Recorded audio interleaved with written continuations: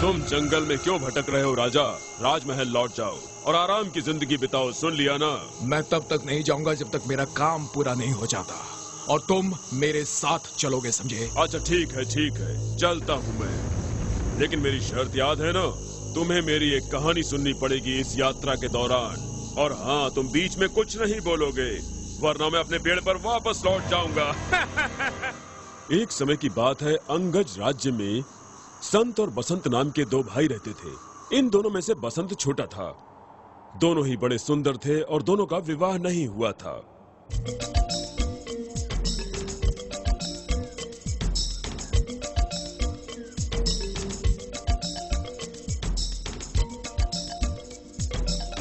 बसंत। हाँ, हम दोनों इस बाग में बचपन से ही आ रहे हैं, लेकिन आज तो ये बाग कुछ ज्यादा ही सुंदर लग रहा है ना? हाँ, मुझे भी लगता है।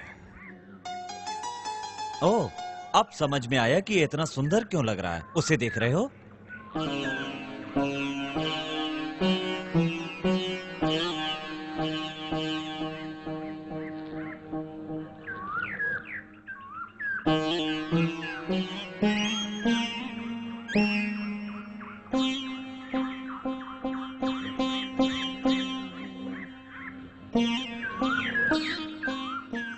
वो तुम्हें बहुत पसंद है ना? है ना? हाँ।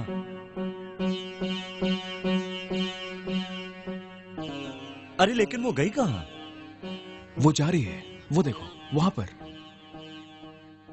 चलो देखते हैं कि वो कहाँ रहती है। चलो ना।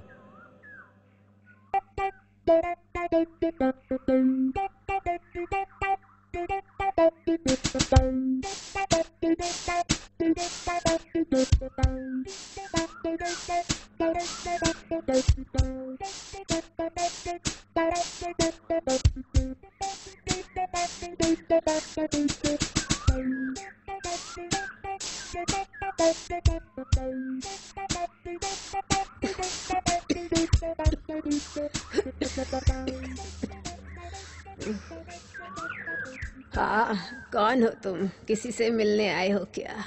नहीं नहीं, क्या आप यहाँ अकेली रहती हैं या फिर वो हाँ हाँ, मैं समझ गई तुम किसकी बात कर रहे हो। तुम उसकी चिंता मत करो, वो फिर कल तुम्हें बाग में मिलेगी।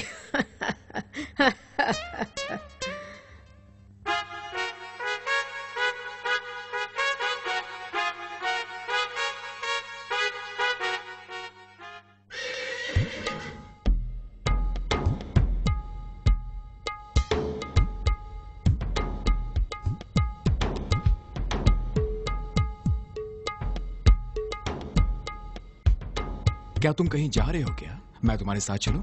नहीं नहीं, मैं एक जरूरी काम से जा रहा हूँ। तुम घर पर ही रहो बसंत। ठीक है, मैं घर पर रुकता हूँ।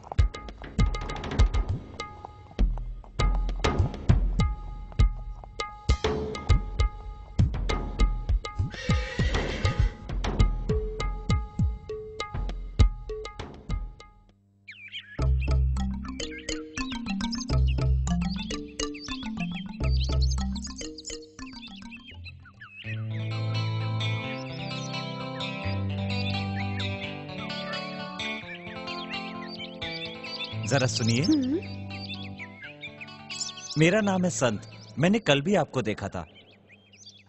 मैं आपसे कुछ कहना चाहता हूँ। नमस्ते, मैं हूँ चित्रलेखा। क्या कहना चाहते हैं संत? मैं पास में ही अपने छोटे भाई के साथ रहता हूँ। हमारे पिताजी राजा के दरबार में मंत्री हैं। अब तक मेरी शादी नहीं हुई है। मतलब आज तक मुझे मेरी पसंद की लड़की नहीं मिली। तुम पहली लड़की हो जो मुझे पसंद आई है। चित्रलेखा, तुम मुझसे शादी करोगी? क्या तुम मेरी पत्नी बनने को तैयार हो? एक बार फिर से सोच लो संत, क्योंकि मैं उतनी सुंदर नहीं जितना तुम समझते हो। ये तो मेरा नकली रूप है जो अपने असली रूप को छिपाने के लिए मैंने बनाया है।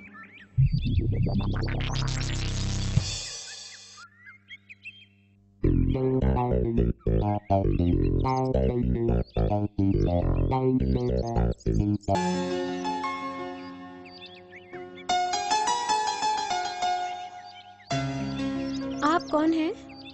नमस्कार, मेरा नाम बसंत है।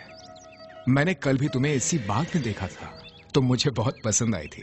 मैं एक अच्छे परिवार का लड़का हूँ। अगर तुम्हें कोई एतराज ना हो, क्या तुम मुझसे शादी करोगी? मैं तो कर सकती हूँ, पर शायद तुम्हें पसंद ना आए, क्योंकि मेरा ये असली रूप नहीं है।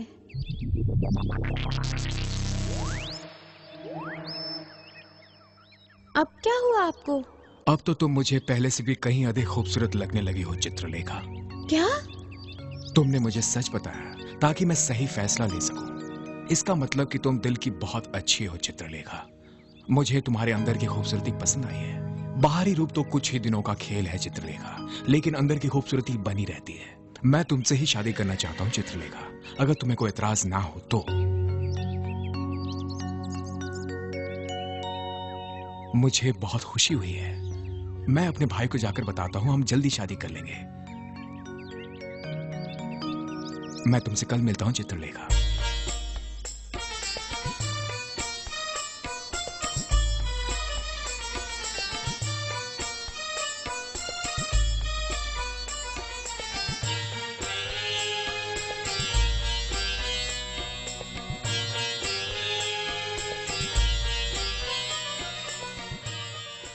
तुम्हें धोखा हुआ है भाई, वो उतनी सुंदर नहीं है जितनी नजर आती है। मैं जानता हूं, पर मुझे कोई फर्क नहीं पड़ता।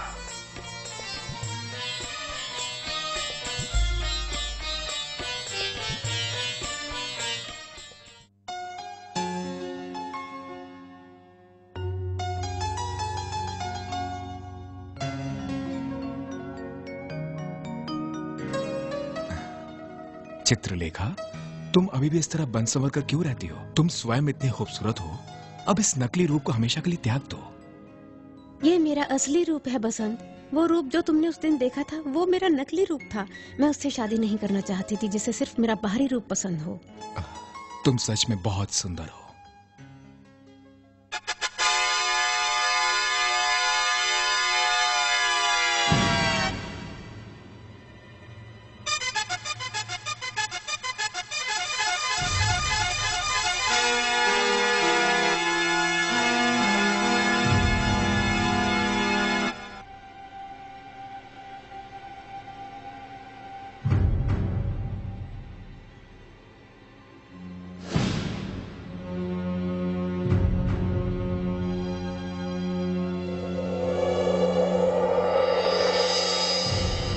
मेरे कमरे में क्या करने आए हो?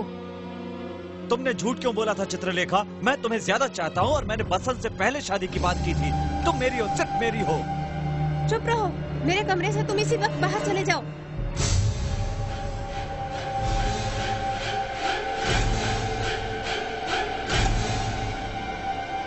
नहीं, छूना नहीं मुझे। भाई रुको।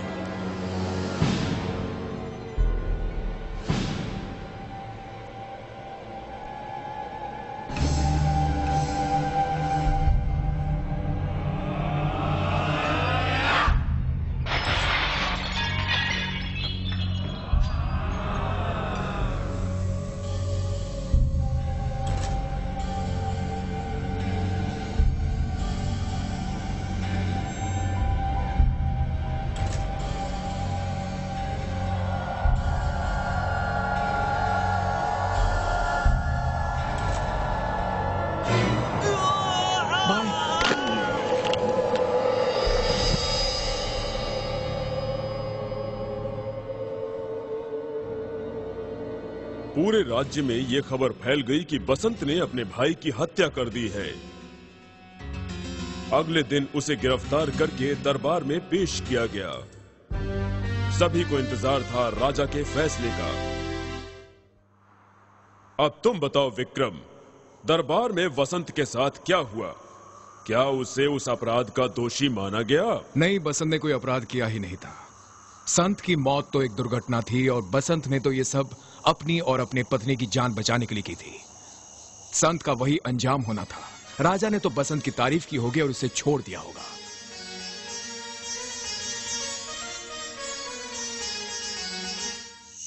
तुम समझदार होकर भी बेवकूफ हो, भूलते भी हो।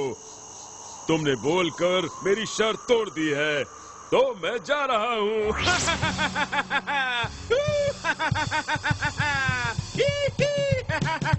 तुम नहीं जा सकते बेताल। मैं तुम्हें जाने नहीं दूंगा बेताल।